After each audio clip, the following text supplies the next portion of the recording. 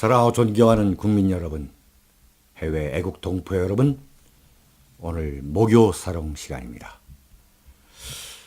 먼저 4월 2일 여러분 기억하십니까?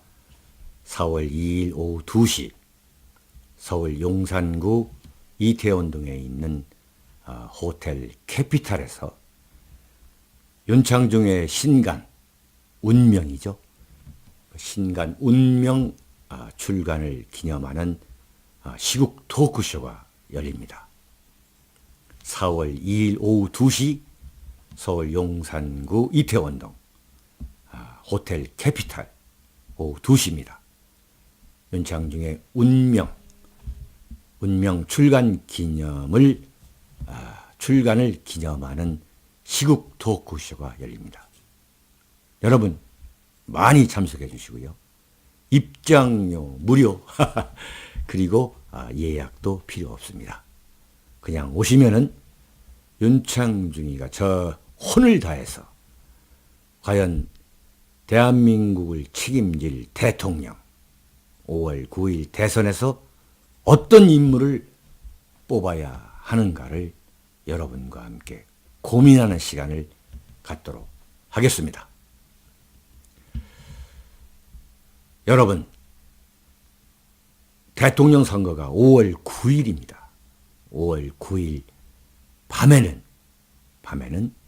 대한민국의 운명을 책임질 대통령, 새로운 대통령이 뽑히는 그러한 엄청나게 중요한 시간이 지금 다가오고 있습니다. 여러분, 누구를 찍을 것인지 마음을 정하셨습니까? 아마 대부분이 정하지 못하셨을 겁니다. 오늘은 5월 9일 대통령 선거와 관련해서 현재 진행 중인 대선 레이스에 대한 저 윤창중의 견해, 시국관을 밝히는 칼럼을 해보도록 하겠습니다. 정 PD. 네. 오늘 한번 일문일답으로 한번 해보죠. 네, 알겠습니다. 예. 지금 오늘 현재 대선이 47일 남았는데요. 각 네. 당 후보들이 경선 레이스를 벌이고 있어요. 네. 지지율이 뭐 크게 변동을 보이지 않고 있는데 네. 현재의 구도를 어떻게 보고 계시는지. 이제 47일밖에 오늘이 2017년 3월 23일이니까 정확하게 47일밖에 남아있지 않았는데 여기에서 저 윤창중은 대선 레이스의 그 현실을 제가 솔직히 말씀드리지 않을 수 없습니다. 지금 진행되고 있는 대선판은 유감스럽게도 문재인과 안희정이가 주도하고 있는 게임입니다. 네. 참으로 안타까운 것이 제가 헌법재판소가 판결을 내리기 전에 준비해야 된다. 이 헌재 판결 이후에 현재 진행되고 있는 이 구도를 문재인 대 반문재인, 문재인 세력과 반문재인 세력으로 대한민국을 완전히 쪼개가지고 좌우의 그러한 기존의 과거 대통령 선거에서 했던 그 좌우 진영 간의 싸움이 아니라 문재인 진영과 반문재인 진영의 게임으로 이번에는 몰아가야 된다. 그 구도를 만들어서 그 구도를 만드는 데 성공하면은 이번 대통령 선거에서 문재인을 이길 수 있다. 이렇게 여러 차례 강조했는데도 불구하고 아무런 준비가 안 돼 있다는 것을 지금 보여주고 있는 거예요. 정말 통탄할 일이 지금 더불어민주당에서 문재인, 안희정, 이재명 이 3자 간에 그다음에 일산 그 최성 시장 빼면 서운해 할 것 같죠? 네. 네네. 이런 그 더불어민주당의 대선 레이스에 비하면은 지금 자유한국당을 보세요. 그리고 무슨 바른정당, 그 되먹지 못한 정당, 그다음에 국민의당의 대선 레이스를 보면은 한마디로 저 사람들이 정말 대통령 후보에 나와서 대통령이 되겠다는 것인지, 아니면 어차피 이번 게임은 틀렸으니까 문재인이가 먹을 거니까, 그렇다면 5월 9일 이후에 내가 좀 야당 대표나 해볼까 하는 그런 마음이 아닌가. 지금 보면은 그야말로 로또 같이 말이죠. 무슨 그야말로 그런 그 요행이 없으면은 이건 이 구도로 가면 지금 자유한국당이나 바른정당이나 무슨 국민의당의 지금 이 무슨 경선 전당대회 지금 경선을 하겠다는 거 아닙니까? 이 구도로 가면 문재인한테 정권을 상납하는 그런 꼴밖에 안 된다. 고스란히 상납한다.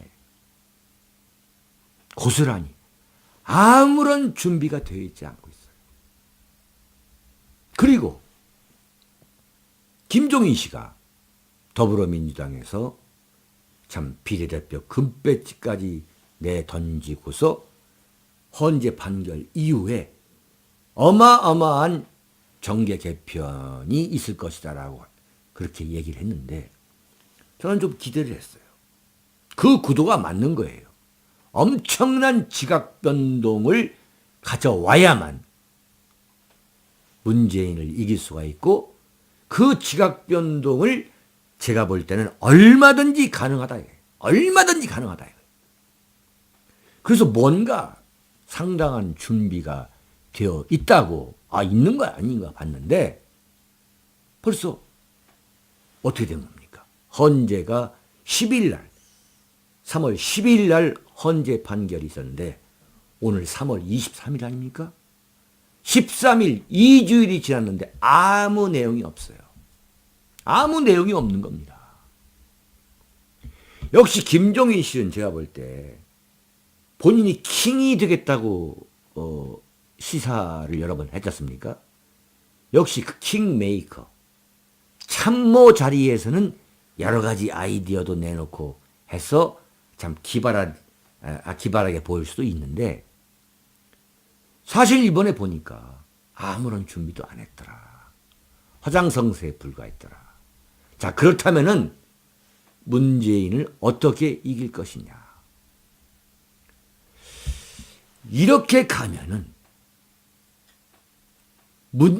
문재인과 안희정은 누굽니까? 문재인은 노무현 시절에 민정수석과 대통령 비서실장을 했던 노무현의 복사판이라 볼 수가 있는 거죠. 뭐 그대로 복사판이 아니라 노무현의 그냥 한 90% 정도의 그 엉성한 복사판, 모자이크 처리한 복사판. 노무현에만 그래도 필적할 수 있다면 여러 면에서 제가 문재인의 대통령이 되는 문제에 대해서 이렇게 신랄하게 말씀드리지 않을 거예요. 자, 안희정은 누굽니까? 안희정도 역시 노무현 대통령이 재임 시절에 안희정이가 뭐 정치자금 43억 받아가지고 형무소 갔을 때 희정이한테 잘해줘라. 희정이는 나의 정치적 동업자라. 이런 말까지 할 정도로 노무현의 복사판, 아주 엉성한 복사판들이란 말이죠. 그렇다면 뭐냐? 결국 둘 중에 대통령이 한 명이 된다면 저는 볼 때 이건 노무현의 부활이다. 노무현의 부활로 보는 거예요. 노무현의 환생인 거예요. 제가 볼 때는. 그럼 어떻게 되느냐? 결국은 문재인도 지금 안희정이의 도움이 없이는, 안희정이를 끌어안지 못하면은, 네? 안희정을 끌어안지 못하면 지금 의원 확대를 할 수가 없는 거예요. 대세론이다 뭐다고 떠들고 있지만, 큰소리 치고 있지만, 안희정, 마치 중도를 넘나드는 것처럼 보이는 그 가정스러운 미소를 끊임없이 보여가지고 참 길을 헤매고 있는 그 보수 우파 일부를 지금 흡입하려는 그 안희정을 포용하지 못하면 대통령이 되기 어렵다라고 했기 때문에, 그런 판단 때문에 지금 안희정을 끌어안으려 하는 거고, 또 안희정 입장에서는 이번에 문재인을 내가 격파해서 대통령 후보가 된다면 정말 인생 역전 대박이 될 것인데, 그것이 설령 안 되더라도 문재인이가 대통령 되는 그 다음부터 내가 더불어민주당을 이끌어갈 수 있는 거 아니냐. 이러한 야심 때문에 지금 문재인을 발로 찰 수 없다 이거예요. 그렇다면 뭐냐? 다음 정권은 문재인과 안희정, 문희정, 문재인 플러스 안희정, 문희정 좌익 공동정권이라는 악몽이 실현되는 것을 의미한다 이거. 예, 그걸 막기 위해서 네, 반문재인 세력의 총궐기를 계속 주장해 주셨는데, 그렇죠.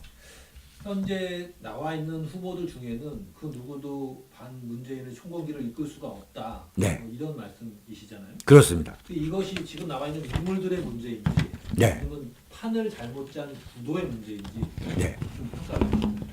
그러니까 뭐냐면은 지금 저는 이번 선거가 오히려 2012년 박근혜 대통령과 문재인 선거 때보다 더 쉽다고 보는 거예요. 왜 그러냐면은 이 자유민주주의 보수 우파 태극기 세력이 지금 엄청난 훈련을 4개월, 5개월 동안에 했습니다. 정말 좌파 못지않은 그 동원력을 유감없이 과시했고, 동원력, 응집력, 행동력, 실천력, 지금 대한민국의 보수 우파 자유민주주의 세력, 대한민국을 우리가 이끌어 가야겠다는 그 사명감에 불타는 제가 말하는 국가 중심 세력이 지금 이토록 지금 각성해가지고 정치 권력, 시민 세력화한 것이 제가 여러 차례 말씀드리지만 1945년 해방 이후 신탁, 반탁 그 시절 이후에 처음이라 저는 주장하고 있는 거예요. 지금 말이죠. 예컨대 서울 광화문, 대한문 서울시청 앞에서 태극기 집회가 있다 할 때 대구면 대구, 부산이면 부산, 창원이면 창원에서 수백 대, 때로는 천여 대의 버스가 일사불란하게 서울을 향해서 올라옵니다. 민족 대이동처럼 말이죠. 무슨 추석이나 설처럼, 추석 때처럼 대구에서, 부산에서 올라오는 경부고속도로에서는 오전에 화장실도 못 갑니다. 지난번에 그랬어요. 정말 앉아가지고 계신 분들은 모르겠지만은 정말 대구, 부산, 창원, 울산, 포항, 경주에서 올라오신 분들이 전부 다 이 경부고속도로로 오기 때문에 정말 올라오시다가 화장실도 다 버스 한 대가 다 못 가시는 거예요. 그러니까 또 다음 휴게소 이러면서 식사는 어디서 했느냐? 길거리에 서가지고 그 눈비를 다 맞으면서, 네? 그 눈에서 정말 눈물인지 이게 무슨 진눈깨비에서 흘러나온 것인지 모를 정도로 그 매연이, 그 관광버스가 총집결하니까 그 매연 속에서 그 주먹밥을 먹고서 올라온 한두 번이 아니었을까? 한두 번이. 참 눈물 나는 그러한 참 역사를 이 대한민국 한반도에 썼던 그러한 좀 기록인데, 여기서 문제는 뭐냐? 바로 그러한 자유민주주의 세력을 정치 세력으로 만들 수 있는 주인공이 없는 거예요. 그 후보, 대선 후보가 나타나지 않고 있는 거예요. 그래서 뭐냐? 이것은 무조건 한 사람을 만들자 이거예요. 한 사람을. 문재인 세력, 문재인 안희정이가 소위 말하는 문희정 좌익 공동 정권을 지금 만들려고 하지 않습니까? 이 문희정 좌익 공동 정권에 맞서는 진영을 지난번 2012년대에 좌우 진영, 보수와 진보, 대한민국 진보는 진보도 아니지만 정확히 말하면 좌익이고 종북이지만 어쨌든 소위 그 보수와 진보, 좌와 우 진영의 그러한 과거의 패러다임, 그 진영 게임이 아니라 문재인 세력과 반문재인 세력으로 묵자 이거예요. 묵자. 그 반문재인 세력이라는 그 빅텐트 안으로 다 묵자 이거예요. 왜 그러냐? 그 자유민주주의 태극기 세력이 엄청나게 지금 활성화되어 있고 정치화되어 있고 세력화되어 있음에도 불구하고 현실적으로 집권당이 자유한국당이 완전히 쑥대밭이 됐고 또 과거 새누리당에서 도망간 그 배신자 집단, 그 바른정당이 현재 존재하고 있고 안철수의 국민의당이 현실적으로 문재인하고 맞짱을 뜰 수가 없는 거 아닙니까? 문재인과 안희정의 지지도, 물론 여론조사는 저는 안 믿습니다. 물론. 제가 30년이 넘게 정치부 기자, 정치담당 논설위원을 해왔지만 단 한 번도 여론조사가 맞은 경우가 없다는 것을 다시 한번 강조하는데, 어쨌든 흐름에 놓고 볼 때는 지금 문재인과 안희정의 이 두 좌익의 이 듀엣, 문안 듀엣이 이 구조가 지금 대선 이 구도를 압도적으로 주도하고 있는 거예요. 그렇다면 여기서 지금 예컨대 안철수다, 손학규다, 이런 그러한 소위 좌우 그 이념적 스펙트럼으로 대선을 이기겠다 생각한다는 건 그건 정말 부질없는 상상이다 이거죠. 저 윤창중이가 정치에 대해서 갖고 있는 것은 첫 번째가 뭐냐? 원칙입니다. 확고한 원칙. 그건 틀림없다 이거예요. 두 번째 제가 갖고 있는 기준은 뭐냐? 그 확고한 원칙임에도 불구하고 유연성을 가졌다. 전략적 유연성. 이번 대선이야말로 이제 47일밖에 남아있지 않은데 이 전략적 유연성을 지금 정치판에 있는 그 정치인들이나 또 이 정치판을 바라보고 있는 국민 모두가 전략적 유연성을 갖고 바라봐야만 이번 정권이 문재인, 안희정, 문희정 좌익 공동 정권으로 넘어가지 않도록 할 수 있다 이거예요. 제가 볼 때는. 이걸 왜 기존 정치권이 못하고 있냐 이거예요. 안철수가 손학규랑 국민의당에서 거기 박주선 씨도 있습니다만 어쨌든 간에 안철수 의원이 국민의당 대선 후보가 된다 합시다. 도대체 무슨 감동이 있겠냐 이거예요. 무슨 정치적 흥행이 있겠냐 이거예요. 그리고 지금 자유한국당. 그 자유한국당에서 예컨대 지금 그 김진태, 홍준표, 이인재, 그다음에 경북지사 김관영 이 네 분이 나왔지 않습니까? 지금 오늘 이 순간에 네 분 중에서 한 분이 경선에서 이겼다고 합시다. 만세 불리고 이겼다고 했을 때 과연 후보 선출 효과, 후보 선출 전당대회 효과가 있겠습니까? 아, 그래, 대단하다. 아, 저건 정말 감동이야. 이명박과 박근혜, 이 두 사람의 그 경합 속에서 이명박이 한나라당 대선 후보로 탄생하고 박근혜가 승복하고 그런 게 나와야 경선의 의미가 있는 거고 경선 전당대회 효과가 있는 것이지. 지금처럼 전부 도토리 기재기식이고 이렇다면 무슨 효과가 있겠냐. 예, 그럼에도 네. 불구하고 예. 탄핵 정국에서 아까 말씀하셨듯이 결집한 태극기 세력이 예. 주인공으로 꼽는 인물들이 한두 명 정도는 있는 것 같은데 있죠.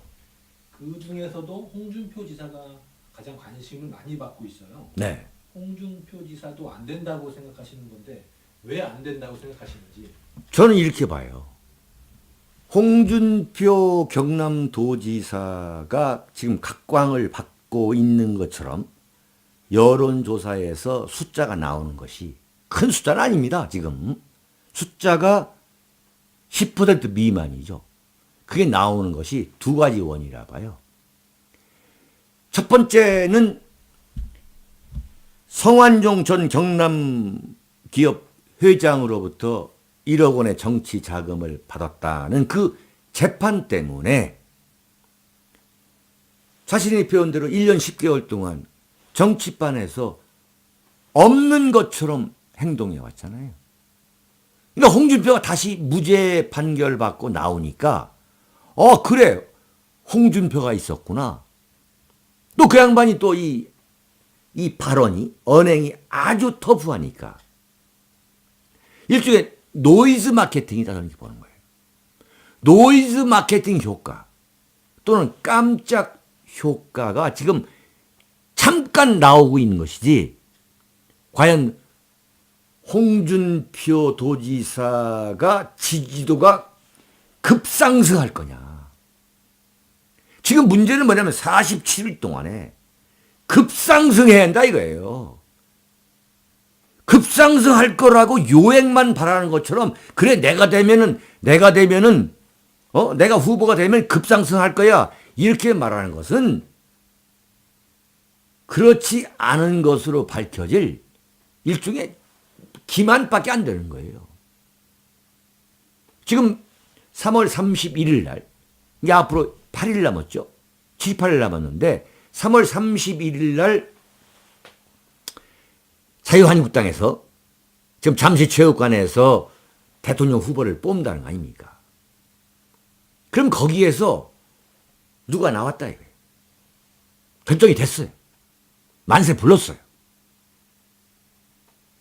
그럴 때 바로 4월 1일부터 그 지지도가 급상승하겠습니까? 그럴 리가 없죠. 그럴 리가 없는 거예요. 제가 볼 때는 대단히 죄송한 말씀입니다만 지금 자유한국당의 후보들 홍준표, 김진태, 이인재, 김관영 이 네 분 중에 누가 되든 간에 폭발적으로 지지도를 높이는 데는 네 분 모두가 역부족이다. 이걸 제가 오늘 말씀드리는 거예요. 이건 역부족이다. 이게. 그리고 자유한국당에서 지금 무슨 유승민, 남경필 해가지고 지금 바른정당 거기에서 지금 지방 돌아다니면서 경선한다고 토론회를 하는데 그걸 지금 누가 보고 있습니까? 누가 보고 있어요? 이미 그 정당은 사실상 공중 분해된 거예요. 예. 잠깐만요. 예, 예. 네? 여보세요. 잠깐만 기다려주세요. 네. 예, 예. 그 보수 우파가 이 배신자들에 대해서는 이미 너희들은 배신자야 라고 낙인을 찍어버렸기 때문에 이번에 그 박근혜 대통령 탄핵 사태가 참 우리 보수 우파에게 던져주는 참 움직일 수 없는 교훈 중에 하나가 이른바 진골 보수 우파가 지지하지 않을 경우 어떤 정치적 어떤 정치적 시도도 성공할 수 없다는 걸 그대로 보여주고 있는데 그걸 그대로 보여주고 있는 대표적인 경우가 바로 바른정당이다. 바른정당은 제가 볼 때 저건 돈만 아까운 거예요. 길거리 사거리에도 무슨 현수막 써붙이고 그거 써붙일 필요 없어요.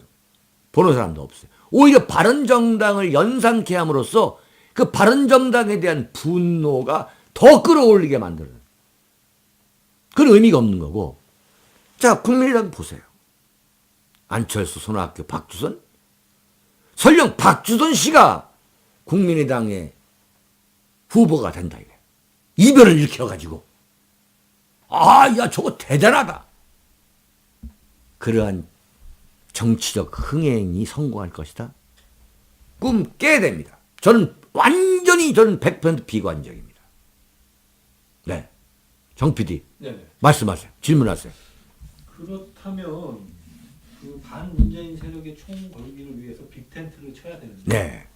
거기에 안철수나 손학규가 대표가 있는 국민의당도 포함된다는 말씀이신지. 제가 이제 이 자리에서 제가 분명히 공식적으로 반문재인 세력, 반문재인 진영을 향해서 제 나름대로 재창을 좀 하라 합니다. 그게 뭐냐면 반문재인 무지개 원탁회의를 만들어야 한다. 지금 3월 말까지 앞으로 7일, 8일 지금 금쪽 같은 시간입니다. 이 금쪽 같은 시간에 자기네들이 경선한다고 지금 전국을 돌아다니면서 뭐 TV 토론회하고 무슨 당원들 몇천 명씩 모아놓고서 지금 이렇게 연설회하고 하는데 지금 그것을 한다고 해서 제가 말씀드렸습니다만 폭발적으로 지지도가 급상승해가지고 무슨 문재인을 막 추월할 정도로 갈 수 있느냐? 이건 도저히 일어날 수 없는 기적이라고 저는 보는 거예요. 제가 경험한 대한민국 그 정치판의 속성이라는 것은 지금 반문재인 세력에서 그러한 극적인 부상을 할 수 있는 사람은 없다고 보는 거예요.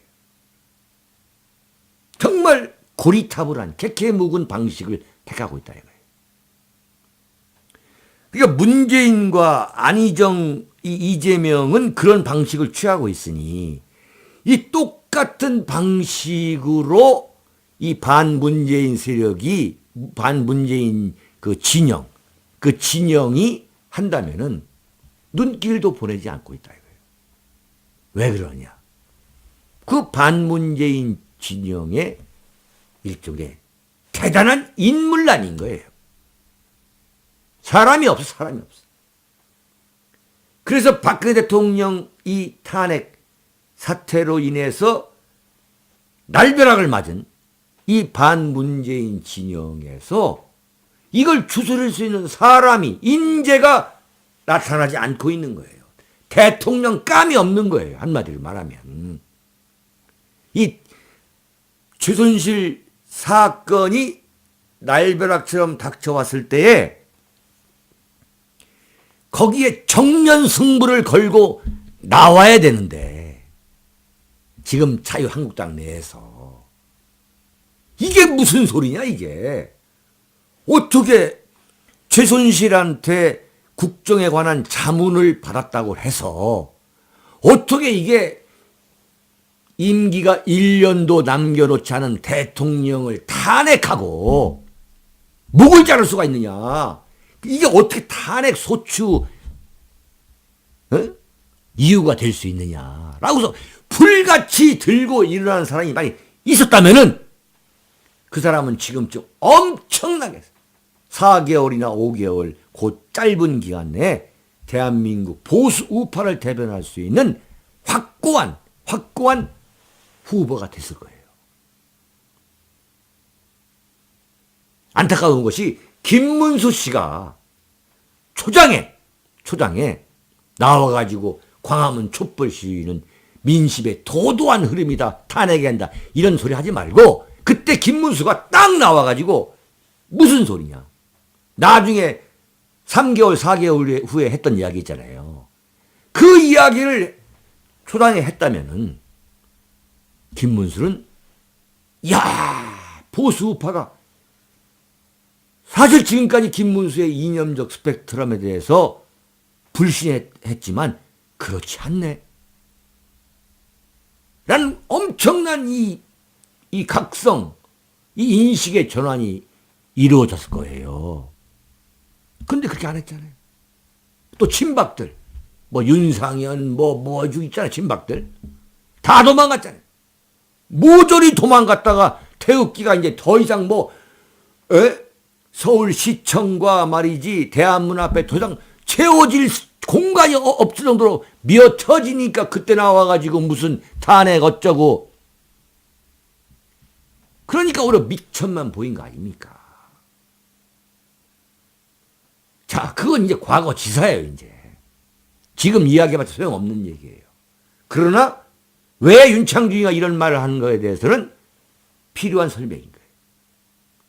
자, 그렇기 때문에 여기서 지금 좌우 또는 보수나 진보 이런 구태연한 이 나눔으로 가면 이건 백전백패다. 시간도 없다 이거예요. 무엇보다 시간이 없습니다. 그럼 어떻게 해야 되느냐. 말씀드린 대로 그 빅텐트 안에 모조리 불러들이는 거예요. 다 불러들여야 돼. 과거 잊어버리고 다 들어와라. 근데 바른정당에서 유승민, 남경필 너희는 안 된다. 라고 하면서 바로 이 반문재인 무지개 연석회의를 지금 빨리 만들어야 되는 거예요. 그래서 각 당이 전당대회 경선을 해가지고 3월 31일 이렇게 지금 후보를 뽑는다는 거 아닙니까? 그거와 동시에 반문재인 무지개 연석회의 라운드테이블 컨퍼런스를 만들어야 되는 거예요. 회의체를.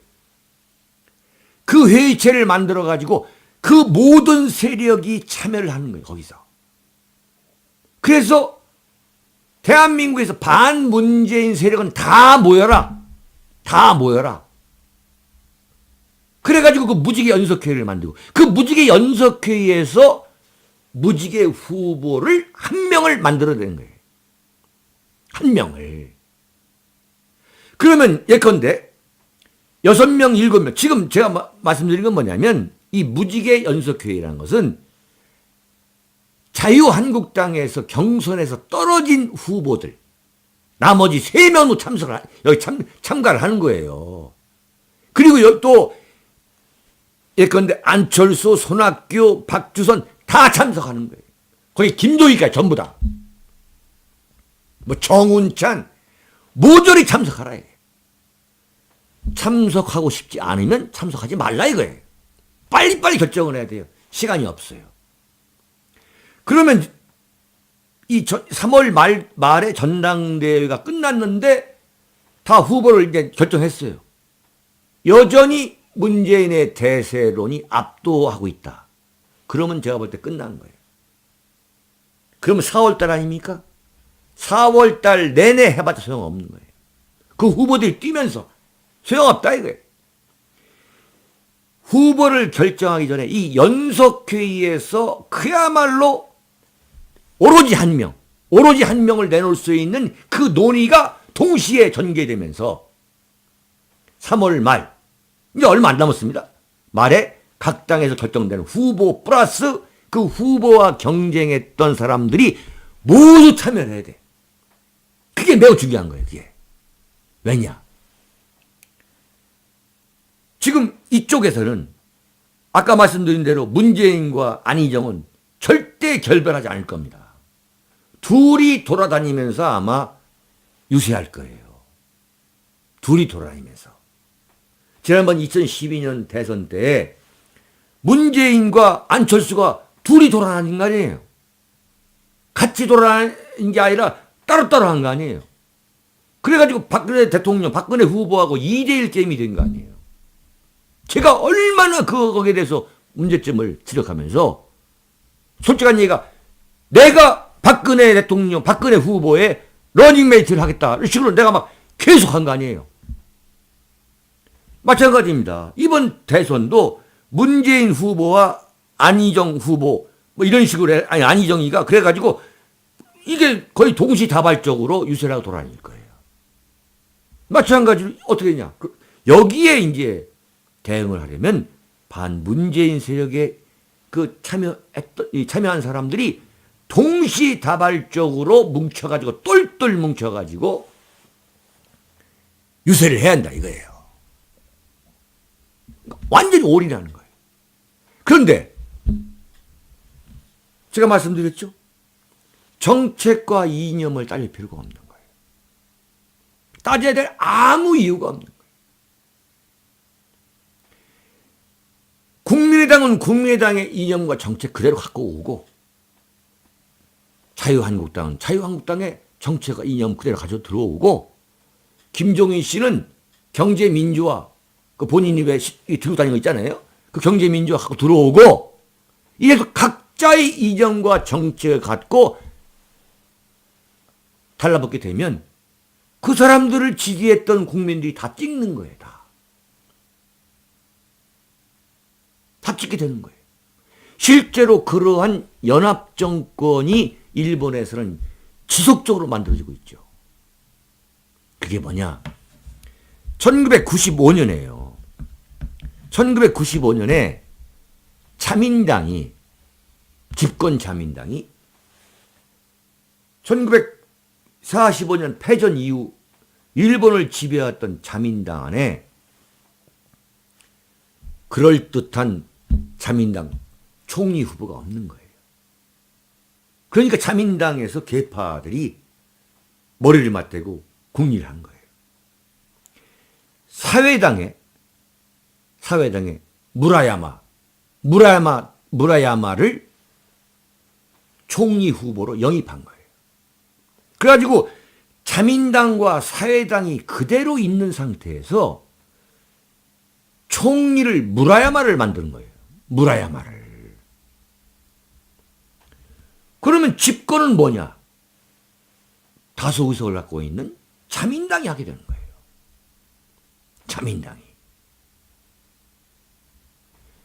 지금 아베 신조 일본 총리가 전후에 가장 장기 집권을 하는 가장 인기가 높은 총리가 되고 총리 자리를 지켜가고 있으면서 일본을 세계 강국의 자리 그 반열에 올려놓는 데 성공하는 가장 큰 이유가 바로 지금 사회당과 연립을 하고 있는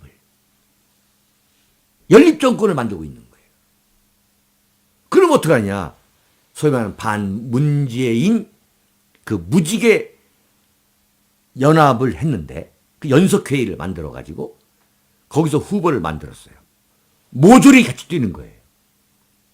그럼 문재인, 안희정이가 당할 수 있겠습니까? 거기서 만약에 정권을 잡았다. 그러면은 그 정권의 권력을 거기에 참여했던 그 제세력, 그 참여 세력이 그야말로 정비례, 그 파워의 정비례 순으로 그냥 나누면 되는 거예요. 그게 뭐냐? 1997년 소위 말한 DJP 연합, 김대중, 김종필 연합이 성공해가지고 정권을 잡으니까 김대중과 김종필 두 사람이 내각 행정부를 그대로 나눴잖아요. 자, 경제는 차민연이 가져가라. JP가 가져가라. 이게 나눴어요. 그런 식으로 기계적으로 나누면 되는 거예요. 전혀 머리가 아플 일이 없는 거예요. 그렇게 모여서 정치 세력이 모여서 논의하다 보면은 시간이 없는 시간이. 그러니까 아주 공감대를 이루어야 될 첫 번째 원칙이면 시간이 없다. 이러다가는 문재인 안희정, 문희정 좌익 공동정권 탄생이 현실화되겠다. 이 악몽이 현실화될 수 있구나. 큰일 났구나. 이게 지금 우리가. 그러한 위기감에 공감을 한다면 해법이 나오게 돼 있습니다. 해법이 나오게 돼 있어요. 그러한 연석회의가 만들어낸 후보야말로 정말 폭발적으로 지지도가 급상승하면서 문재인 후보를 추월하고 달려갈 거예요. 날아갈 거예요. 저는 확신합니다. 네. 그 반문재인 세력의 무지개 연석회의라고 표현해 주셨는데 예. 그만큼 정치적 스펙트럼이 넓은 사람들이 모인다는 의미잖아요. 그렇죠. 그럼 이게 뭐 빅텐트를 넘어서 빅텐트 정도 되는 것 같아요. 그렇죠. 이것을 주도할 누군가는 나와줘야 되는데 나와줘야 되죠. 여기에서 김종인 전 대표의 역할론을 상당히 많은 사람들이 얘기하고 있습니다. 네네. 이것을 누가 주도해야 될까요? 저는 이렇게 봅니다. 지금 빅텐트를 넘어서 그레이트 텐트인데 거대한 텐트를 칠 수 있다 이거예요. 이게 지금 시간이 없다는 거 아니에요? 그래서 텐트를 치는 데만 시간이 걸릴 게 아니라 막 들어오는 거예요. 그야말로 정책과 이념 가리지 말고 우리가 문재인의 집권을 막기 위해서는 전략적 유연성을 가져야 된다라는 새로운 가정을 하게 되면은 어떠한 정치 실험도 할 수가 있습니다. 어떠한 정치 실험도 할 수 있는 거예요. 윤창중이가 이 원칙론자인 윤창중이가 이렇게 말할 때는 이것은 이 절박하다. 지금 정권이 문재인한테 넘어갈 수 있는 그 절박한 시점이다라는 것을 여러분에게 호소하면서 바로 이럴 때야말로 전략적 유연성을 갖고 우리가 새로운 돌파구를 마련해보자. 이런 차원인데 저는 김종인 씨 같은 경우 들어와가지고 그 소위 말하는 그레이트 텐트, 그 반문재인 그 무지개 연합, 무지개 연석회의 안에 들어와서 그걸 설계하고 기획하는데 저는 김종인 씨가 적절한 인물이다 보는 거고, 이 논의 자체를 주도해야 될 세력은 역시 자유한국당이다. 이렇게 보고 있는 거예요.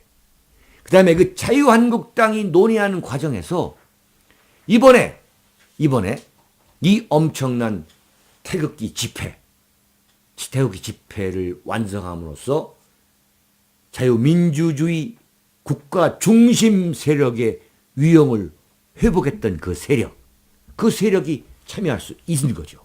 참여 마땅히 해야 되는 거죠.